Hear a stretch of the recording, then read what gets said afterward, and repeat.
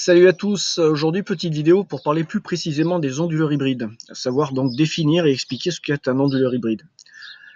Donc la meilleure image qui me vient à l'esprit pour vous parler d'un onduleur hybride et savoir son principe, son utilité, c'est d'en référer en fait à ce qu'on connaît tous en version hybride, ce sont les véhicules dits hybrides, donc véhicules qui fonctionnent en bicarburant, bisource d'énergie. Donc en l'occurrence, on va dire l'essence pour les véhicules et l'énergie électrique, donc batterie et système de stockage sur batterie. Un onduleur hybride, ça va être exactement le même principe, mais non pas pour le déplacement, mais pour la production d'énergie électrique. Donc là où l'onduleur hybride excelle, c'est dans la capacité à fournir du 220 volts pour votre domicile, au travers et à partir de plusieurs sources d'énergie différentes. Donc on va aller tout de suite, sans plus tarder, sur une page. Donc c'est What You Need qui est pour moi le site référence. Après, il y en a forcément d'autres. Moi, c'est celui que je connais le mieux, donc je vous parle. Voilà, je connais bien la boutique, donc je vous parlerai. Je mettrai toujours celle-ci en exemple, sauf si un jour je découvre autre chose et puis que je passe dans la diversité un peu. Donc, pour schématiser un peu cet onduleur hybride, ce qu'on peut lui connecter au cul, ou plutôt au cul et en entrée. Donc, en sortie, vous avez effectivement l'installation de votre maison qui est schématisée à droite, là par le réfrigérateur, et en entrée, vous avez l'alimentation de 120 volts. Donc là, c'est réseau EDF si vous êtes en France, ou groupe électrogène. Donc ça peut être l'un ou l'autre, et vous pourrez basculer de l'un à l'autre avec ce fameux commutateur et dit inverseur de source dont j'ai parlé dans une vidéo. Voilà, ça c'est une petite astuce. Ensuite, vous avez une série de panneaux photovoltaïques en entrée et des batteries. Donc ça c'est là dans la version, on va dire, classique de l'onduleur hybride. On va essayer d'aller un peu plus bas, voir la vue de dessous de cet onduleur. Donc ici, vous avez l'entrée 220 volts alternatif, là où vous brancherez votre 220 volts EDF ou votre groupe électrogène. Là, vous aurez la sortie, c'est-à-dire ce qui va alimenter votre maison. Ensuite, en 3, là, vous avez l'entrée de vos batteries.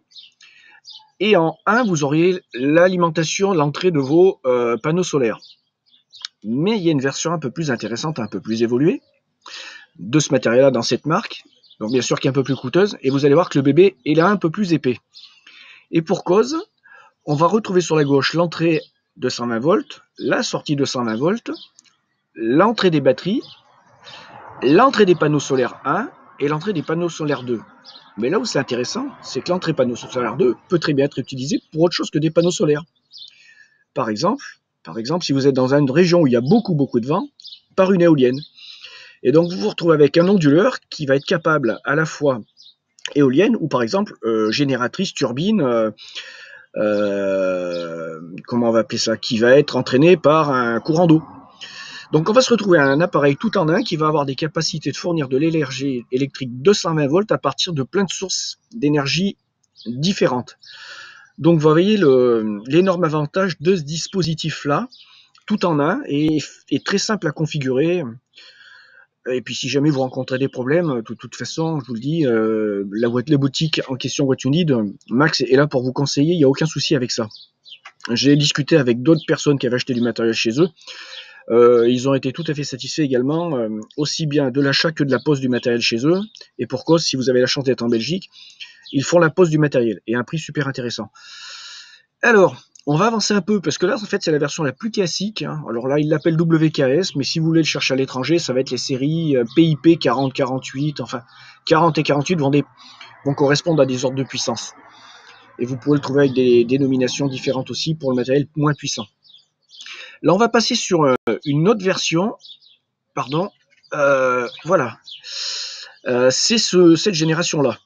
Alors, cette génération-là, d'onduleur hybride, elle a l'avantage de pouvoir réinjecter également du courant électrique sur le réseau pour éventuellement faire de la revente.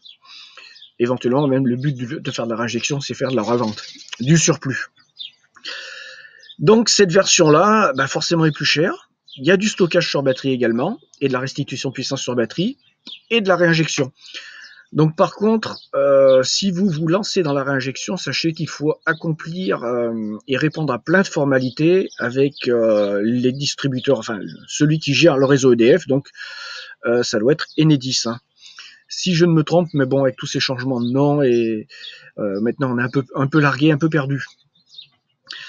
Donc, vous avez ce matériel-là qui existe, on va dire, dans sa version de base, mais qui existe également dans sa version plus évoluée. On va essayer de le retrouver.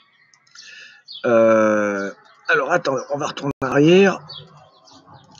Et on va le retrouver ici, un peu plus costaud. Je vérifie que ça soit le bon. On va vérifier quand même. On va se jeter dessus, on va regarder les données. Puisqu'en fait, cette version-là va être également, voilà, courant max. Vous avez 2 entrées 13 ampères. Donc, ce qui veut dire que cet appareil-là est capable également de pouvoir accueillir des panneaux photovoltaïques, ensuite soit une éolienne, soit une génératrice qui sera alimentée par une chute d'eau. Voilà, et tout cela en faisant de la réinjection sur le réseau. Donc vous avez compris maintenant la finalité et l'intérêt de tout ce matériel-là, c'est qu'il fait tout en un. Vous n'avez pas le régulateur de charge d'un côté et le convertisseur de 120 volts. Vous avez vraiment un dispositif tout en un sur lequel vous allez brancher toutes vos sources et sur lequel vous allez brancher votre sortie. Et l'appareil, une fois paramétré correctement, et il n'y a rien de forcément très compliqué, hein, le truc va faire le travail correctement dans son coin et vous fournir l'électricité pour votre maison, voire réinjecter si là vous décidez de passer une convention avec ERDF, Enedis pour faire de la réinjection et de la revente éventuellement. Voilà, j'espère que je vous aurai apporté des informations intéressantes pour mieux comprendre ce qu'est cet onduleur et la notion d'onduleur hybride. Concrètement, donc un onduleur hybride, si vous voulez un peu comprendre comment il vient s'insérer dans votre maison, imaginez que c'est un onduleur comme on en achète dans le commerce, par exemple pour votre ordinateur, mais qui sera bien plus puissant en termes de recharge et de restitution d'énergie en cas de coupure d'alimentation par le secteur, par exemple. Et la quantité d'énergie en stockage ou de production va dépendre du nombre de vos panneaux solaires et de leur puissance, de l'ensoleillement et de la quantité de stockage que vous pouvez avoir dans vos batteries, stockage qui sera effectué soit par EDF, donc l'alimentation d'un 100 volts, soit par vos panneaux solaires, soit par l'éolienne, soit par la génératrice, en fonction du type d'onduleur, et s'il a une ou deux entrées dites photovoltaïques, en courant continu. Voilà, bah écoutez, j'espère avoir répondu à vos interrogations. N'hésitez pas à vous abonner à la chaîne, mais surtout, et partager ces vidéos pour que tout le monde commence à se mettre dans la dynamique de la reconversion et de la conversion énergétique afin d'éviter les problèmes d'alimentation et les hausses de tarification à l'avenir. À très bientôt.